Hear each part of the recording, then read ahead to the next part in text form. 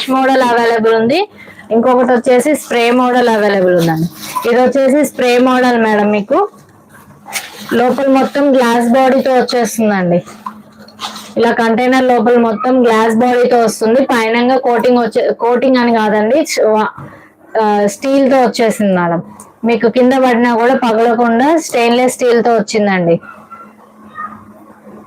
Oil spray madam ఇది.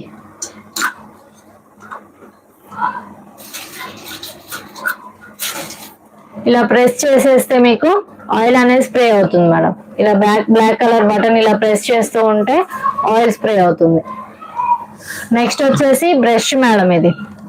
ఈ brush వచ్చేసి మీకు సిలికాన్ తో వస్తుంది మేడం. రోటీస్ అలా చేసినప్పుడు సపరేట్ గా ఆయిల్ జార్ నుంచి తీసేసుకుంటే మనకు ఆయిల్ అంతా మెస్సీగా అయిపోతుంది కదా స్టవ్ పైన పడి, అలా మెస్సీ కాకుండా ఉంటుంది మేడం.